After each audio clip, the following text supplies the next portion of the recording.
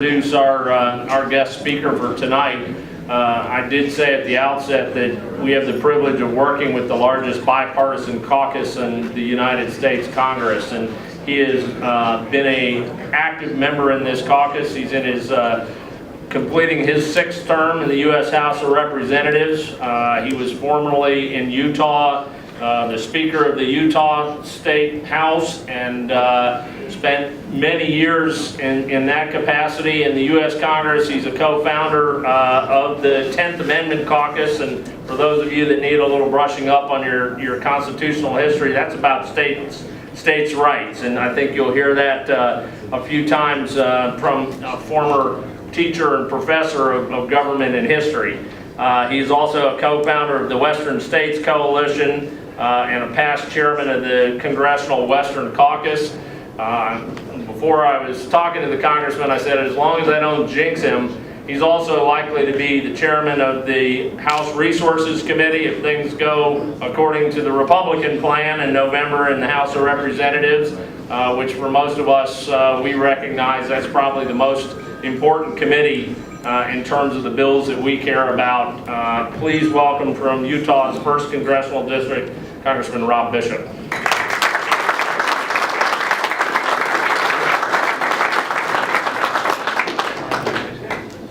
Hey, I want to thank Jeff for that kind introduction, and I'm not going to be long because you're all standing. I'm honored to be here. I'm grateful for the foundation, Safari Club, host ATK from my community for sponsoring this, and that check is amazing. How long would it take me to officially change my name to Congressional Foundation? I think I'll end up in jail if you do that. Worth $100,000. No, I am truly honored to be here. As those of you who know me, I'm probably the best, the greatest of fishermen, and my shooting is even worse. But the difference is members of my staff and my community and my neighbors and friends, they are. And it is important to me that their opportunity to have that form of recreation is maintained and is enhanced and continues on. So I'm significant about that. The Congressional Sportsmen's Foundation and the Congressional Sports Caucus were both formed in 1989, so congratulations on 25 years. You know, secondary events that were taking place when you did this in 1989 include the little things like the fall of the Berlin Wall, Milli Vanilli and Paula Abdul hit the top of the charts that year. Indiana Jones and The Last Crusade came out that particular year. California did very well in sports that particular year. The 49ers were in the Super Bowl, and in the World Series it was the A's and the Giants. And as a dedicated Cub fan who should have been in there, damn those Giants. That was the year when we had Dawson and Sutcliffe and Mitch Williams. It should have been my year. I have suffered long enough. I am sorry. If any of you are Giants fans, I don't care. That was my year.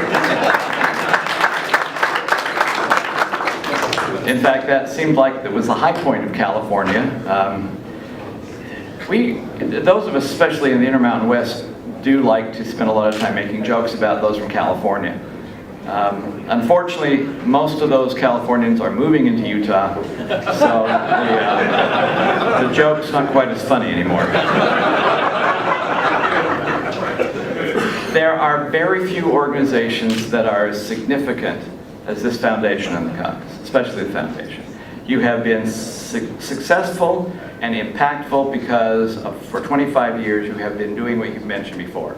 A bipartisan effort to give us as much information as is possible to move us forward in different things. Now, I look forward, hopefully, in the coming years, to continue that kind of relationship and to continue moving forward with the ideas that you were presenting. You did mention I hope to be chairman of the committee. If you can find any wood in this room, please knock on it at that time. But I look forward to trying to do some unique things to try and move the ball forward as best we can. Doc Hastings is the current chairman. He's retiring and he did a marvelous job. I am very proud of having worked with him. And now is the chance to try and take his foundation that he well built and move on from that foundation. I look forward to that kind of a challenge as we move ahead. I look forward to trying to make sure that hunters and anglers and landowners can work together to make sure that we have access to these opportunities for this type of recreation. I want to do whatever we can to stop those who think the word is always no to anything. It's amazing, you would always think that hunting and fishing will always take place. The reality is there is some group that's always trying to attack those and every other form of outdoor recreation. Talking about the party of no, those are the party of no, and they need to be stopped in some particular way. And then we also have to make sure that as we move forward, we put specific language into the code to guarantee that these kinds of activities will always take place. There's a sportsman's package, the Latta-Thompson bill. I'm proud to be a co-sponsor of that. We hope to move. Still having a hope that in the lame duck session, good bills like that can move forward. If not, we will restart and once again try to revitalize that type of an approach so that the bill, which has passed the House already, can actually pass both bodies of Congress and become a reality in the law. I've not mentioned anything about 350 bills sitting on somebody's desk in the Senate right now, because that would be sad. Just realize as you go back home, there is gridlock here. It's not partisan gridlock. It's between the House and the Senate gridlock. And once again, I won't mention any names here to read. But it is important that we go forward making sure that there is legislation specifically put down to maintain the opportunity to recreate in this form. We cannot just list it by chance in the future. I want to do it. And it's not just about land exchanges so land is open. There are also agencies out there and concepts like the Endangered Species Act and EPA, which kind of permeate over all kinds of land, whether it's federal or state or local, and we need to make sure that we're working on that. I also have some great ideas about the Land and Water Conservation Fund. That's a fund that has never been fully funded, but it's a fund that gives some opportunities, and actually the opportunity of having certain kinds of recreation opportunities, especially those that can be controlled by the state and local governments at the same time. This gives us something to look forward to. I would like to work on that in the future and make sure that the money that comes into that actually does move forward. So if I am fortunate enough to be the chairman next time, I'm actually going to call on your help and your assistance. I want you to keep in contact with us. There are all sorts of great ideas. I mean, we can't keep doing the same thing we have been doing because that's not working. There are ways that we can do some grand changes, but there are also ways we can nibble around the edges to make sure we set up for those kinds of grand changes. And that's where I need creative ideas, and I'm asking you, if I'm fortunate enough to be in that situation, I hope you would coordinate, keep in touch, and making sure those ideas flow here. I appreciate Jeff Crane, who's the president of the foundation, for your leadership in the foundation, your kind remarks. Mr. Modell, thank you, the chairman of the board, for doing it. Those of us in the West will stick together. And you bet. Wyoming is almost as good as Utah. But we're good neighbors.